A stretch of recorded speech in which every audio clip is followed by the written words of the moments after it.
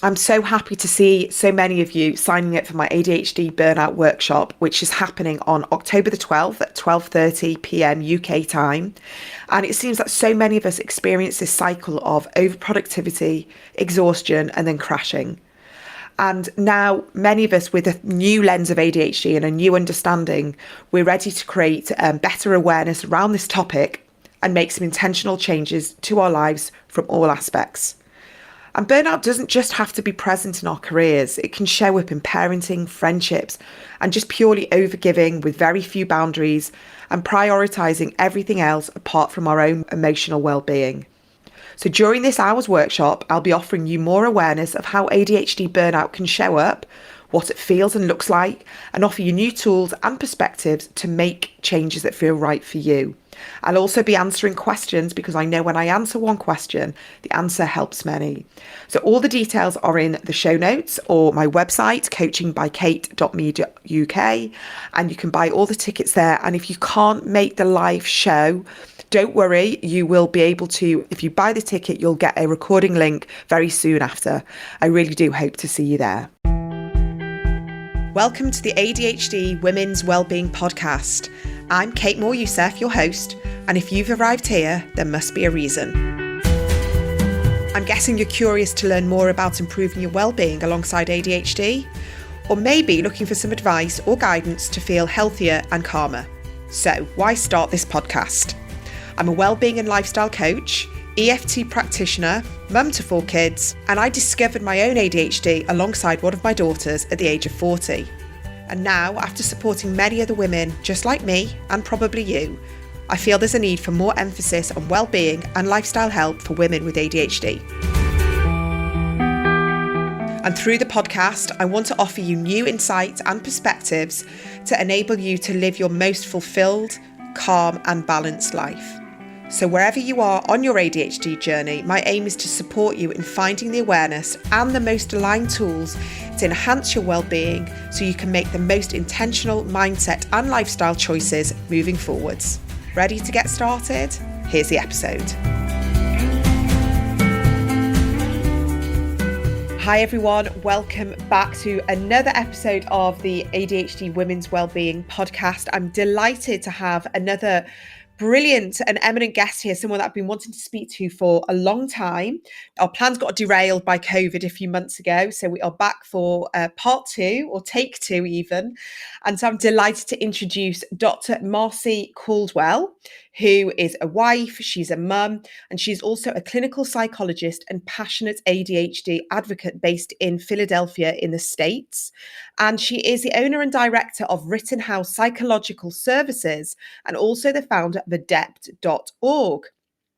And this is a blog and a digital resource which is helping adults with ADHD create a life that works for and not against their brains, exactly what so many of us need. Thank you so much, Marcy, and welcome to the podcast. You're welcome, and thank you so much for having me. I'm thrilled.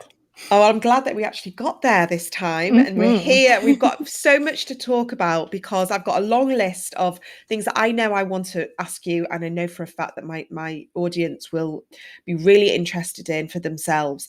And I think the main thing that I contend with for myself and from speaking to a lot of my clients is from a woman, I think we're already on the back foot a bit with hormones. And then when we have ADHD, and emotional dysregulation, we feel that we're often not in control of our emotions. And it can feel really debilitating that we're not in control of ourselves, that we want to behave like an adult and sometimes we don't. So, I mean, I know that's a core area of your work, isn't it? Is helping people manage their emotions and I guess stop them from feeling derailed by this kind of roller coaster of emotions. Can you tell me a little bit more about, I guess, why do we suffer from this with ADHD? Where does it stem from? Yeah, exactly. It is such a struggle, and so often we talk about all these like practical and regulatory strategies for ADHD, but the emotional, and yeah, probably even more so for women because of the addition of hormones, but really kind of across the board, the emotional is such a huge part of the ADHD experience. And so The reason for this is that ADHD brains, they process emotions a little bit differently than neurotypical brains. And so they have this experience of this kind of like 0 to 60 with emotions, right?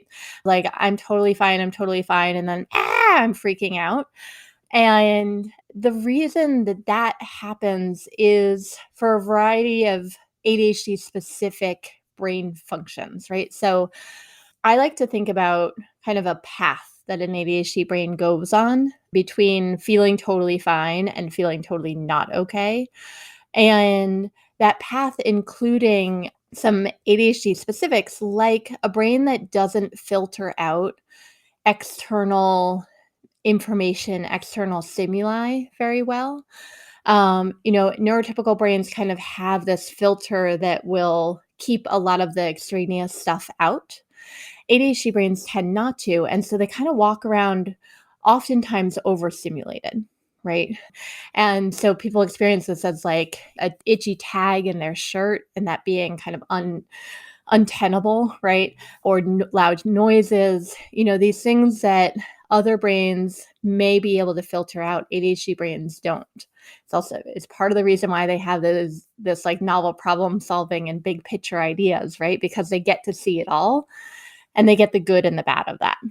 So they're walking around kind of overstimulated. And then, so they're a little bit closer to the edge already.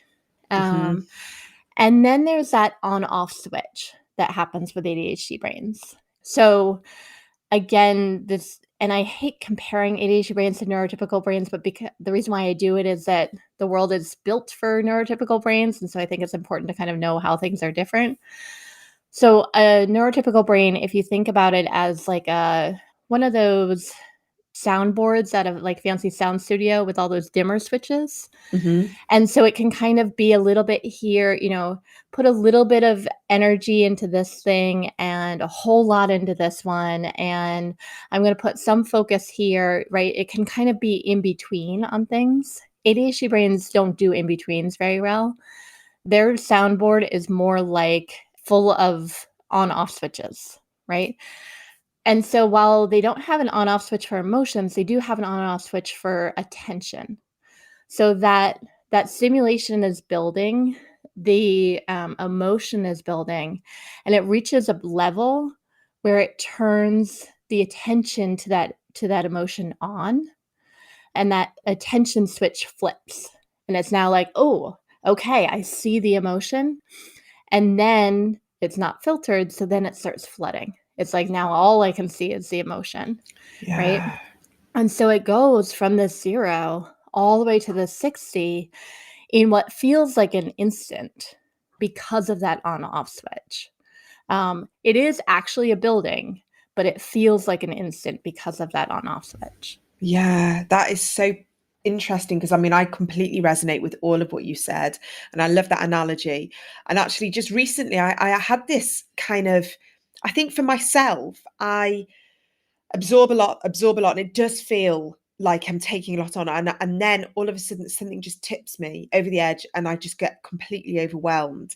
Um, and I'm that's when I feel like I should be able to control my emotions better, but I know that it's been building up and building up, and makes you feel that you can't cope, doesn't it? It makes you Mhm. kind of question, what kind of resilience have I got? What kind of coping strategies should I be putting in place?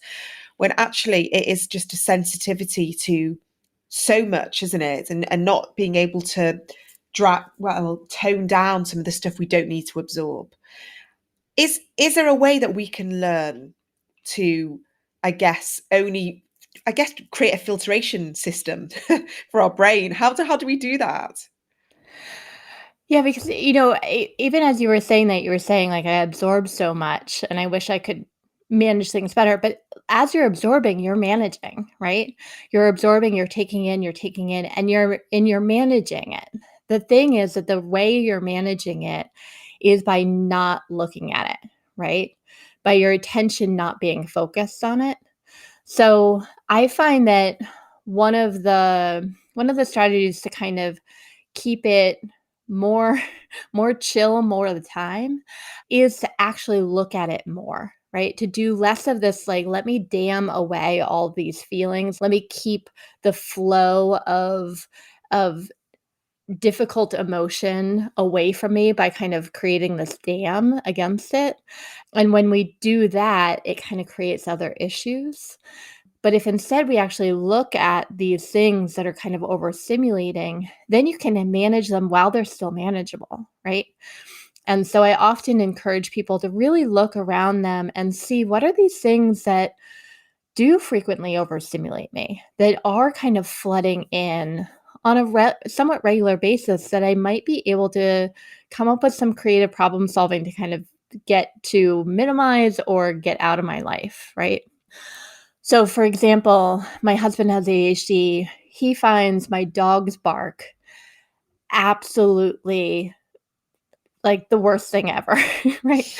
I don't like it, but it doesn't bug me that much, and he doesn't bark that often. But he barks when you come in the house. And so, we've tried a couple different things. We can't get the dog to stop barking when we come in the house.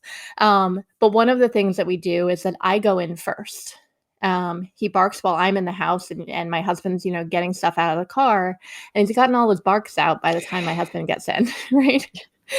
And so there's just kind of, this is one of the things that can get his levels up to kind of I'm about to burst range.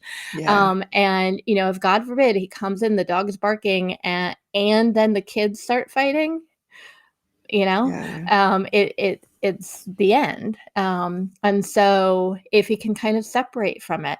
And so there are a variety of ways that you can do this, right? You can, if noises are something that's really big, you can wear earplugs, and there are lots of earplugs that don't drown everything out, right? That just kind of make it a little bit more mild. Blue light glasses. There are so many different strategies for kind of dampening down this overstimulation, tagless shirts, all these things. If we can kind of lower that overstimulation, it can make it a lot more manageable. And of course, we can't take them all away, but if you can take the ones that you can away, then that overall level is lower.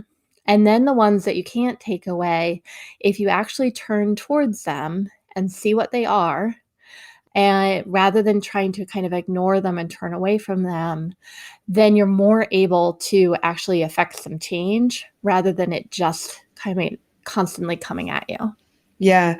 And I know what you were saying then, they're great tips. And I was thinking about, myself, definitely when you've had a busy day at work and you've been racing and I spend my day racing, like busy mum as many other women are, wanting to tick all the jobs off and get your work done and know that you've got sort of like a finite time between, when you have to go and get your kids, you come back from school and you have to kind of give them the focus that they want and make sure there's dinner, homework, all that.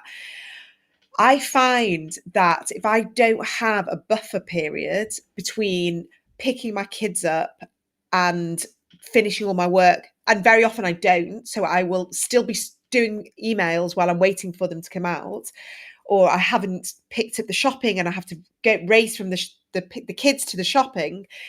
That's when my emotional regulation goes, my patience, my tolerance. So I have to constantly, it's like a daily check-in of my schedule of what can I do? Where can I put that buffer in? How can I ease some of that, I guess, the overwhelm, so my kids don't bear the brunt of it? Because, I love my mum, but I remember my mum, there was a lot of emotional dysregulation. I remember lots of shouting and lots of things that she would say that I can't cope with this. And I try so hard to not do that. I can't stop my kids from having a huge argument and throwing things at each other. Like that will happen. And if you've got kids in the house, they're going to have tantrums, they're going to erupt, there's going to be arguments. But I try for myself to know how to react. So instead of kind of like reacting straight away, it's giving myself a bit of time to respond to how I'm going to deal with this situation. But if I haven't given myself that buffer or haven't allowed myself some time to have a cup of tea or go for a walk or maybe just just do like 5 minutes of breathing, I know I can probably exacerbate the situation. And then there's just like all hell in the house, which I'm sure you're probably familiar with yourself or clients. And I'm sure that people are listening, this is a podcast for real talk. And I don't want to gloss over some of the stuff that we're all dealing with. So emotional dysregulation, it's not going to go away, is it? But with the knowledge of ADHD and the knowledge of how our brain works, and exactly what you said about small things that we can muffle the external noises or sensations that can help us kind of move forward. Would you say it is a daily check-in? It's intentional, things that we do to help ourselves. So, and then obviously modeling that to our children. If our children have got ADHD, would you say that's probably the right way to start? Yeah, definitely. And I love the buffer idea. I think that, having that moment where you can shed the things that had overstimulated you before you go into the next things that are about to stimulate you. It's such a brilliant idea. And I think we all need to do that in between things, right? That so often that is the tendency of moms. We go one thing to the next thing to the next thing to the next thing because we have 5 million things to do.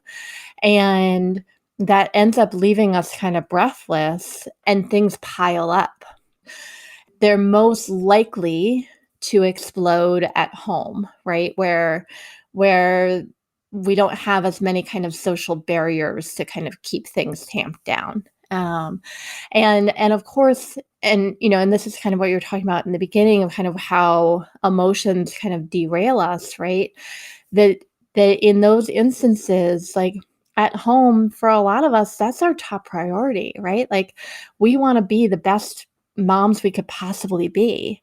We want to be the best wives we can possibly be. And that's our value.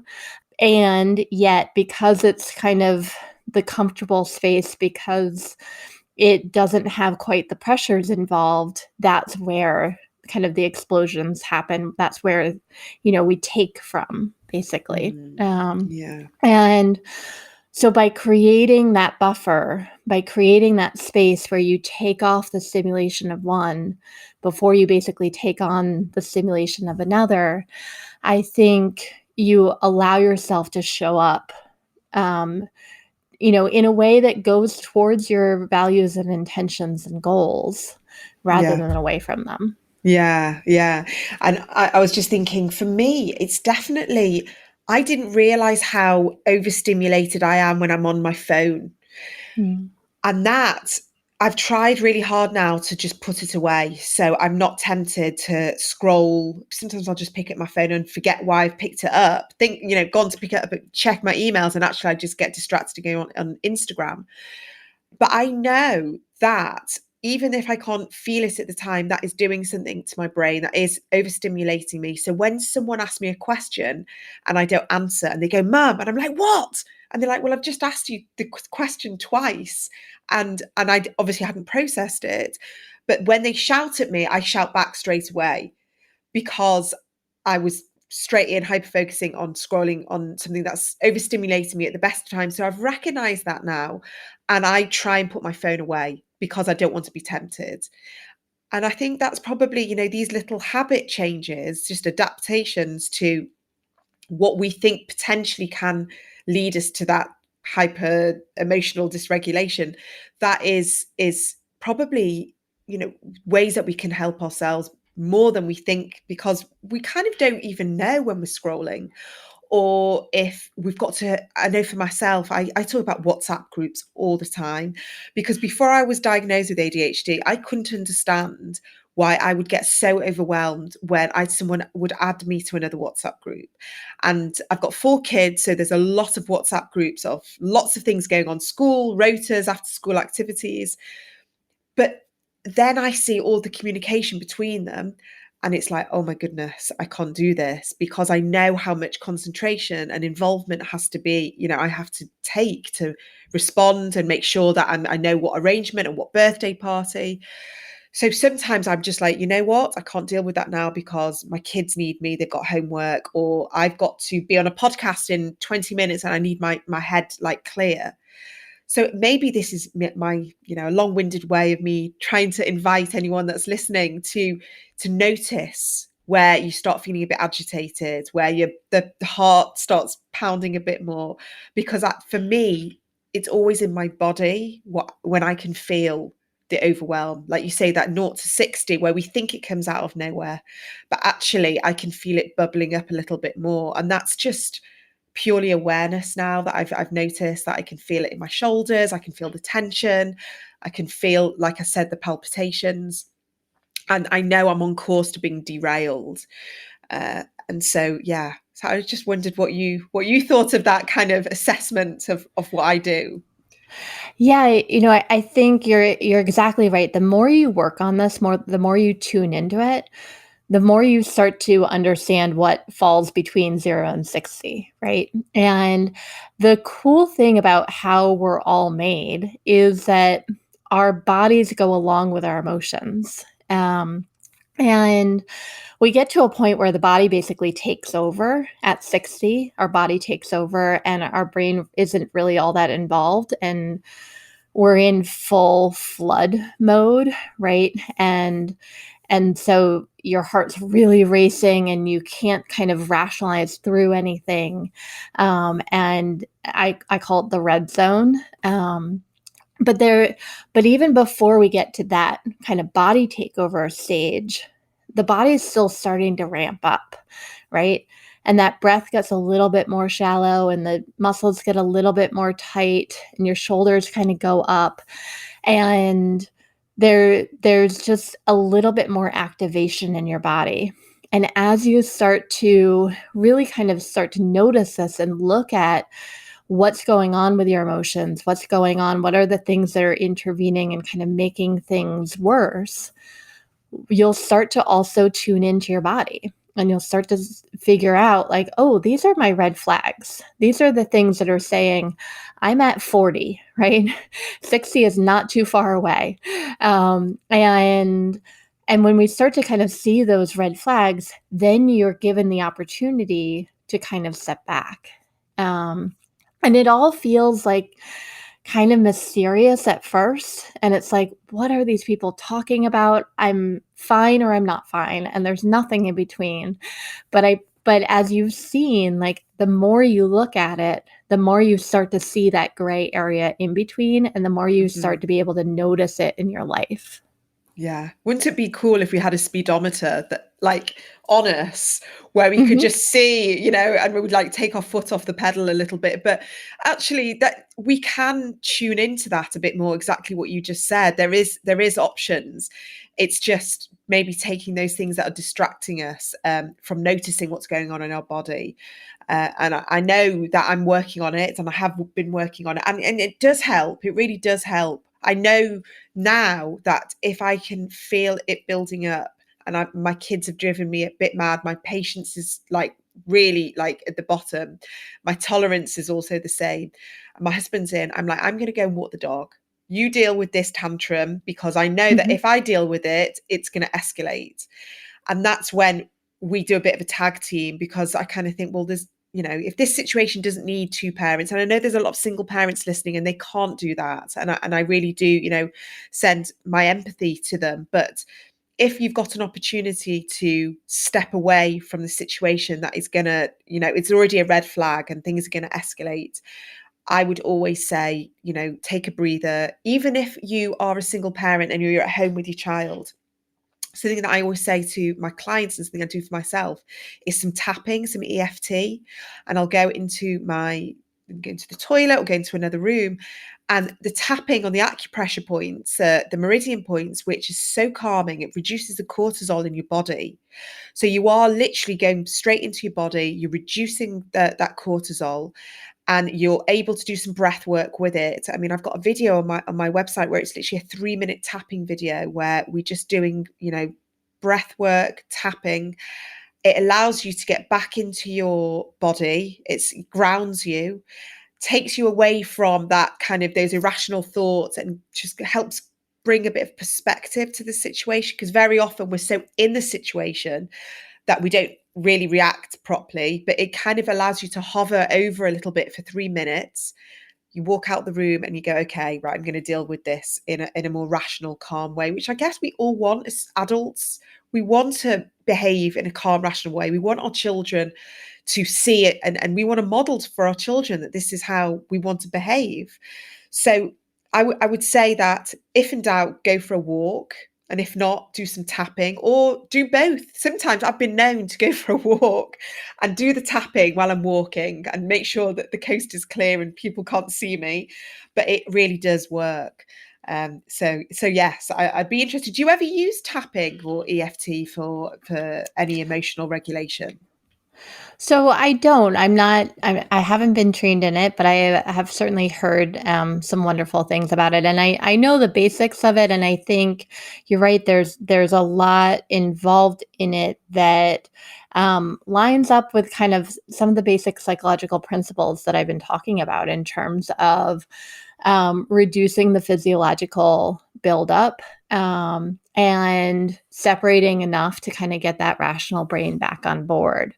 And what you're suggesting is something that I often suggest too, just in a slightly different way. Of like, I agree that, there's such a privilege. Those of us who are partnered have such a privilege in kind of tapping out of any given situation. But if you're not partnered, or if you just happen to be alone at the moment, I often suggest kind of taking a time out. And I will actually say to my kids, like, mommy's taking a time out. And I'll just go in the other room. That's the signal to my kids that, like, I'm at my limit and they better start getting back in line.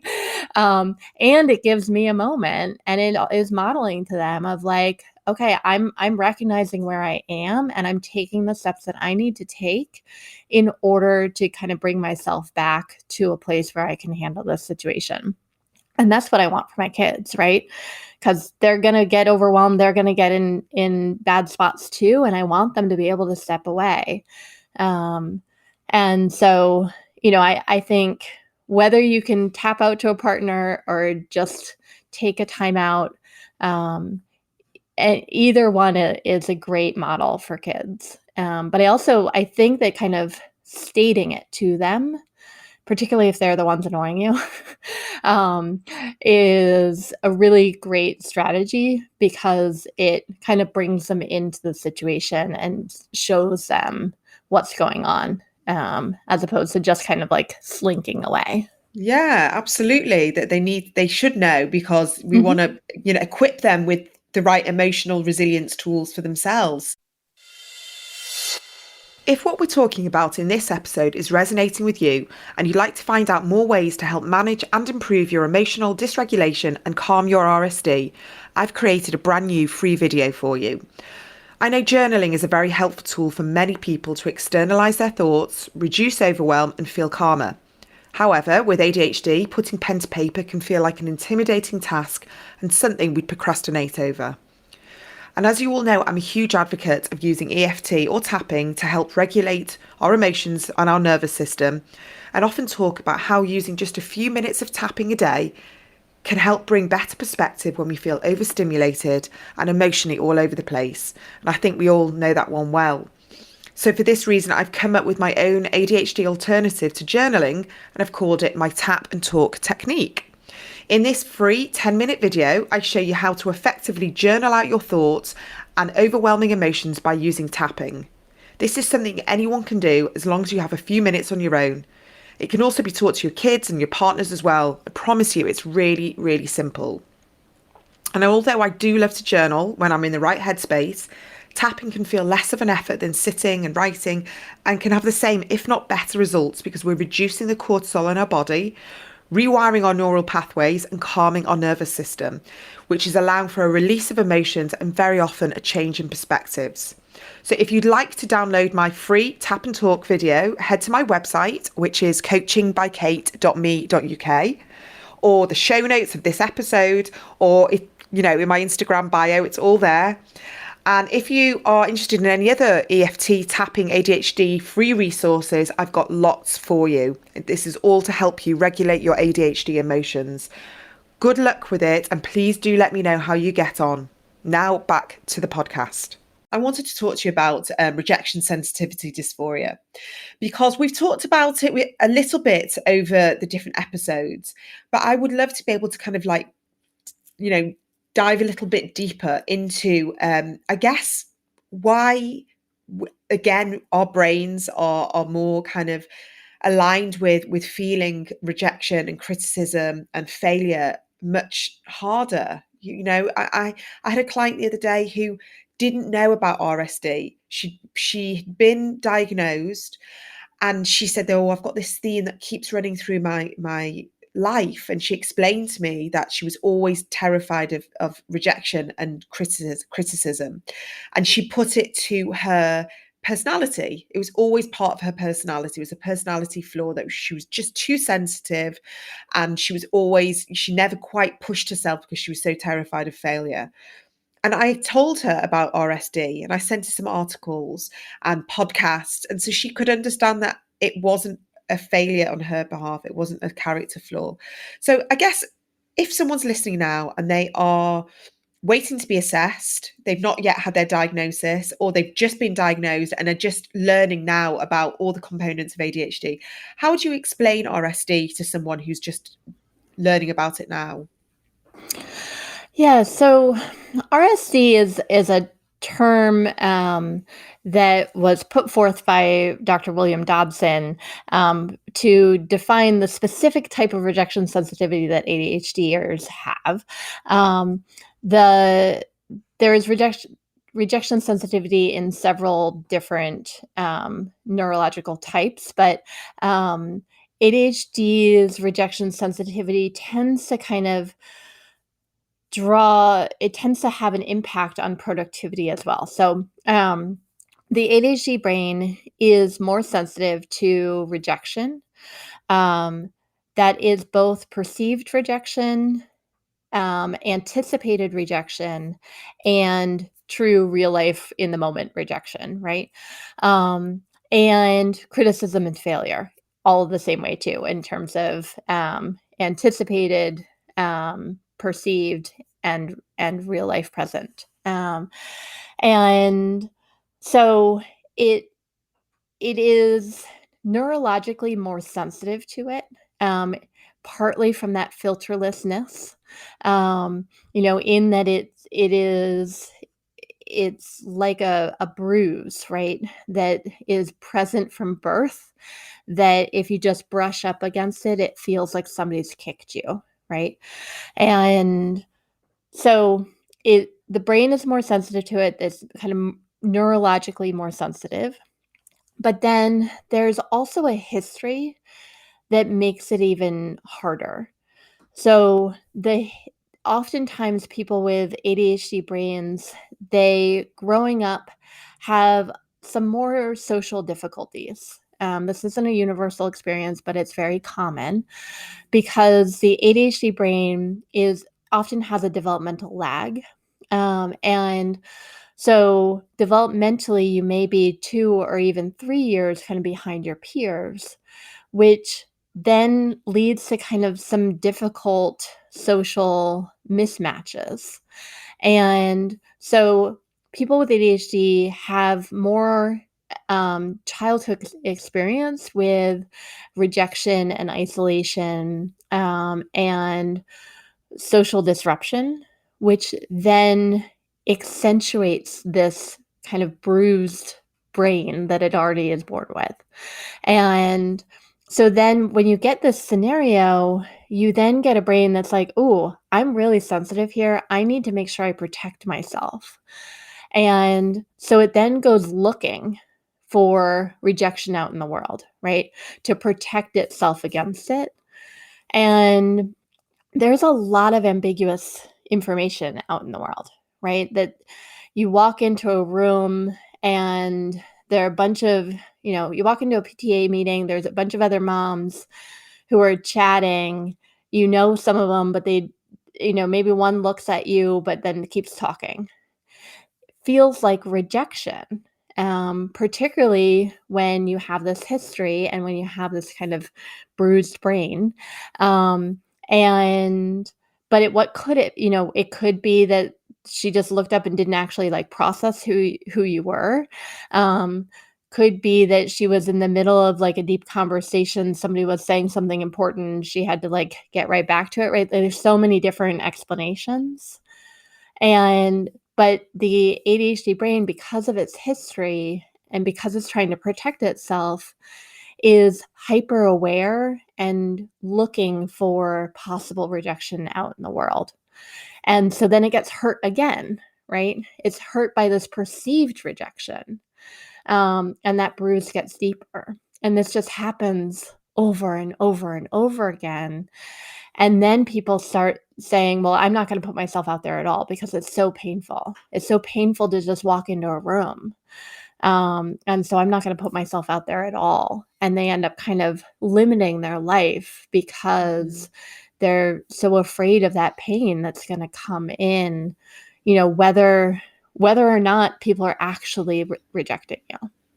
Yeah, that's so beautifully put. And I love that terminology, the bruised brain, because you're absolutely right. It's stems from childhood.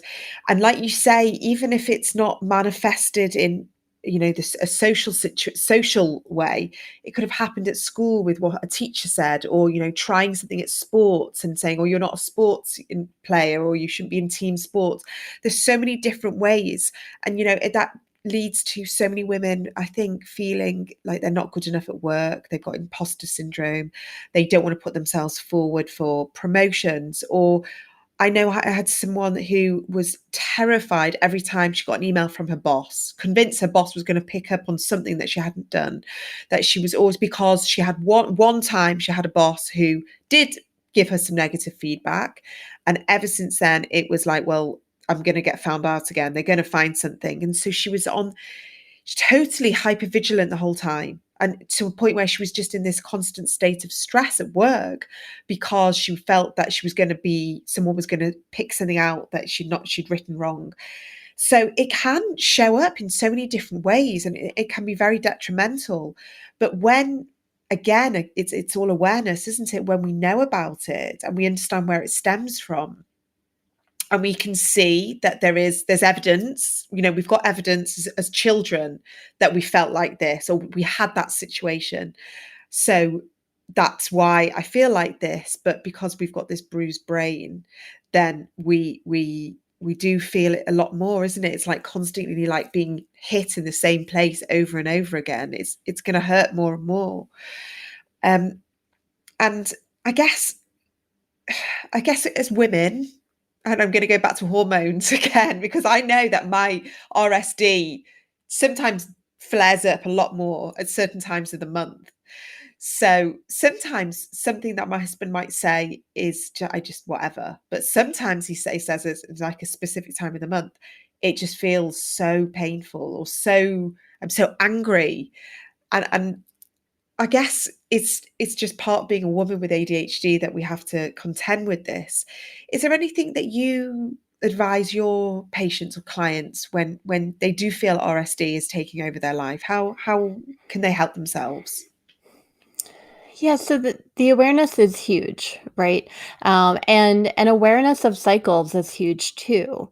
That I always advocate people tracking their cycle, because I think knowing where you are, there's a very regular pattern that happens with our hormones in regards to our cycle, and for those of us privileged enough to have regular cycles.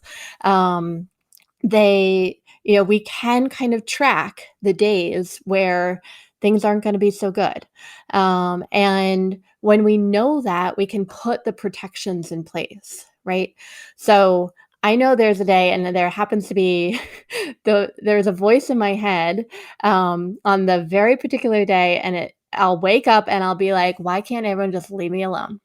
And like that plays over and over again, like, just leave me alone, leave me alone, leave me alone. I'll get an email, leave me alone. Right. And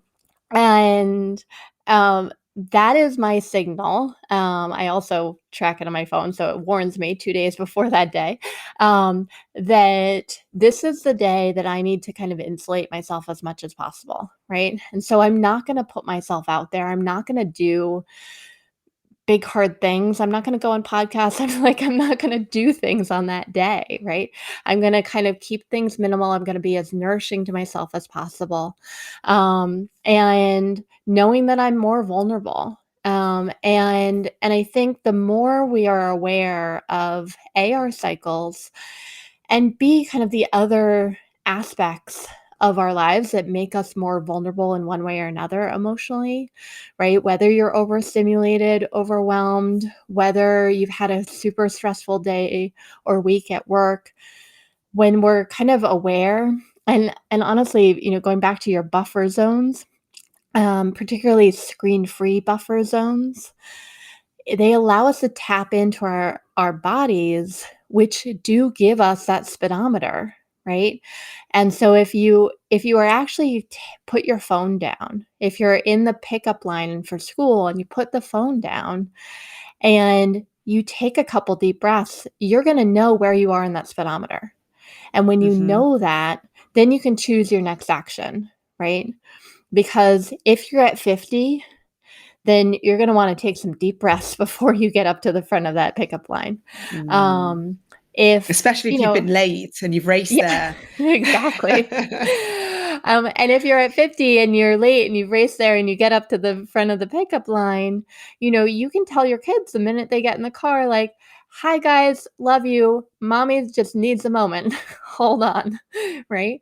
You can take that space that you need in order to kind of come back down to a 10, 20, or 30.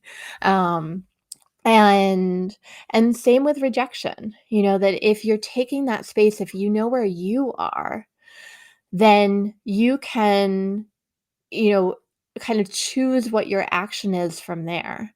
So if you are walking into that PTA meeting and you kind of take a deep breath and ground yourself for a moment before you walk in and you're like, "Ooh, I'm already at 45."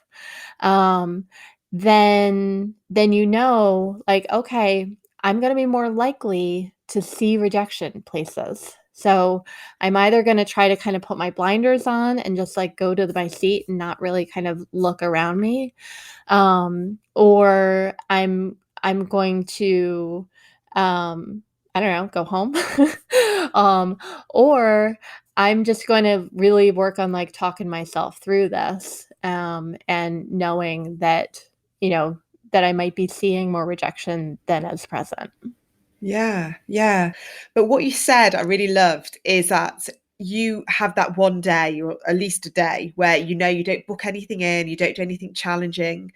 But I'd be interesting to know if we could reframe that day as almost like that's our kind of self-care day where we don't book meetings in, we try and reduce whatever we can. If we can go back and to bed, we can get a book, whatever we can do to insulate ourselves. That could almost be like a day we look forward to every month. That is a day where we have to ourselves. We don't put any pressure or expectations. If we can organize a play date for our kids after school, like anything that we can do that we have once a month, that is almost like our opportunity to regroup and refresh and re-energize ourselves. I mean, how wonderful, instead of always dreading that day and thinking, oh my God, what's it going to bring, like, what kind of shitstorm's going to happen today, it could be like, that is my day where I honor myself. So thank you for bringing a bit more awareness around that, because I think it could be a really helpful reframe for a lot of people. Yeah, I love that idea. And, just in the same way that having a sick day can sometimes feel almost like delicious, right? Like we don't want to be sick, but when we're sick enough that we actually take a day off, it's like, oh my God, that was kind of amazing.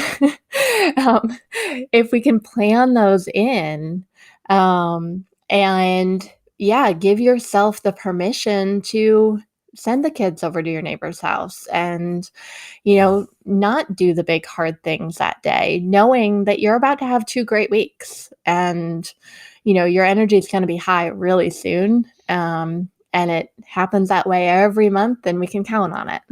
And I know that's something that you do with your programs, is teaching people to work with their brains. And I think especially if you've been diagnosed later on in life, I know that there is a pattern of just being constantly in resistance, just being in resistance, like, why can't I do this? I should, or why is it not as easy for me? But then it's that freeing moment of just allowing ourselves just to kind of be who we are and make some tweaks and adaptations, adjustments, and then know that we can move forwards in life with a bit more ease and a bit more effortless. It's making it a bit more effortless as opposed to it feeling like this grind constantly. So whether it's to do with, rejection sensitivity or, emotional management, the point of this podcast, and definitely speaking to experts like yourself, is to just bring so much more awareness to my listeners, especially when they're just, on the very beginning stages of this journey, because we could have spent our whole lives wondering what's going on. Like, why am I the one that always does this? And then we get these explanations, which is the first stage. And then it's like, okay, now what can we do to tweak? So I just want to thank you so much for your time today. You're welcome. Thank you so much. It's been so fun. Can you tell my listeners where they can find you, work with you, what programs you've got? Because I know that you have got something, you've got one specific program that sounds fantastic. Tell us a little bit about it. Yeah, so you can find me over on adept.org, addept.org, and which is a blog, primarily digital resource. But then I also have Meltdown to Mastery, which is a digital course designed for ADHD brains to help manage their emotions. And so in this course, I've created this 5-step framework that allows ADHD brains to not only access these strategies, but they're tailor-made for ADHD brains and tailor-made to actually work in an ADHD life, and not kind of be something that you have to fight against. I find people often try strategies that maybe aren't that well made for their brains, and they work for a little while, but an ADHD brain is motivated differently, and it'll kind of go off to the next shiny thing, and that strategy falls away. But if a strategy is tailor-made for an ADHD brain, even when that brain goes off to something new and shiny, the strategy can come along with it. And so I created this course really to bring all these strategies that I had crafted. These are not my own strategies. They're strategies that I have kind of formulated to work for ADHD brains with all of my clients. I wanted to make them more accessible to a larger audience. Oh, brilliant. Well, it sounds really, really helpful. So I will make sure that we include all the details on the show notes. Thank you so much, Marcy. I've really enjoyed this conversation. And I know for a fact that this is going to be really helpful for so many people. Thank you. It's been a pleasure. So that's today's episode done. Did what we talk about resonate with you? I really hope you found some takeaways that may inspire you to make some small changes that enhance your daily life. And if you did find this episode insightful, please do consider sharing it. Knowledge and awareness is power, especially with ADHD. You can also head over to the show's Instagram page, which is ADHD Women's Wellbeing Pod, and join the community that's waiting for you there. And if this episode really did strike a chord, please do consider leaving us a review to enable more people who need to hear these conversations find the show. Thanks so much for joining me today, and see you next time.